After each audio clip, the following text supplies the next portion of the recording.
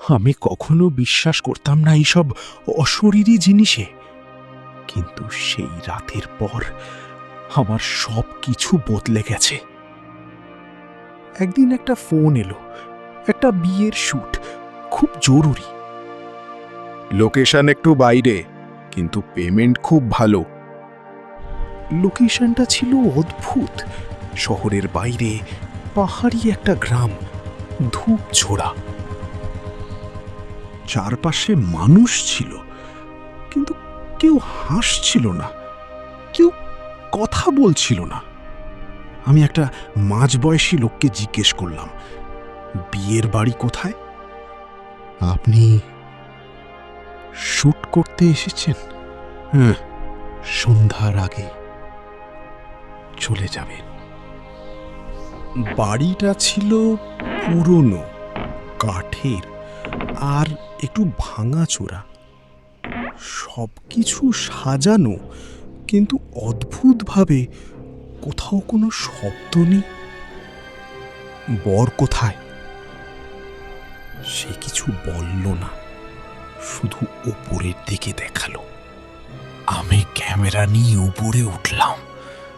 মনে হচ্ছিল কেউ যেন দেখছে। দরজাটা আধ খোলা ছিল। ম্যাম, আমি ভিডিওগ্রাফার। আপনি দেরি করে ফেলেছেন। না তো, সময় তো ঠিকই আছে। আমার সময় অনেক আগেই শেষ হয়ে গেছে। তার চোখ দুটো একদম ঠান্ডা, কোনো আবেগ নেই। আমার শরীরটা কেমন কেঁপে উঠল। আমি নিচে নেমে এলাম। ওর ঘরে বেশি সময় থাকবেন না। কেন? ওর বিয়ে আজও শেষ হয়নি। মানে? ও লগ্নভ্রষ্টা। শব্দটা শুনে অদ্ভুত একটা ঠান্ডা লাগলো। ভাই, যদি পারেন এখনই চলে যান। কেন? তার চোখে ভয় ছিল, সত্যিকারের ভয়। এই বিয়েটা 5 বছর আগে হয়েছিল।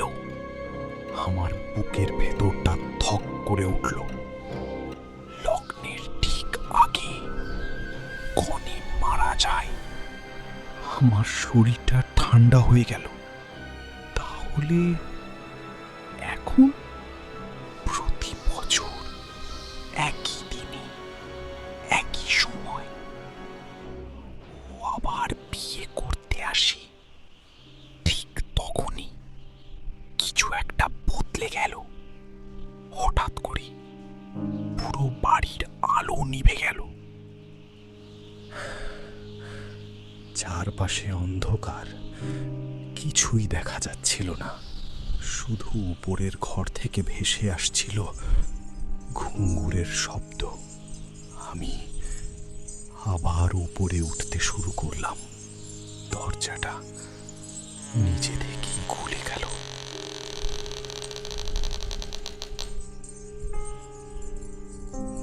ঘরের ভেতরে কোণে একা নাচছিল, কিন্তু তার পা মাটিতে ছিল না।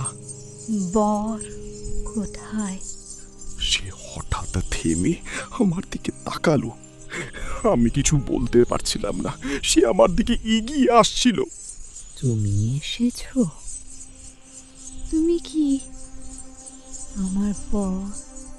না, আমি শুধু শ্যুট করতে এসেছি। সবাই প্রথমে তাই বলে। আমি আটকা পড়ে গিয়েছিলাম। এই ছেলেটা আবার বেঁচে ফিরেছে? কি হয়েছে? ওই বাড়িতে কেউ বাঁচে না।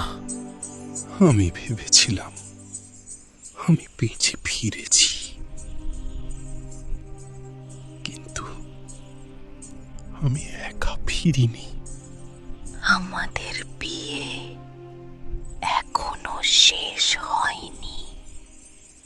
আরও ভৌতিক ও রোমান্টিক গল্প দেখতে চাইলেই এখনই সাবস্ক্রাইব করুন।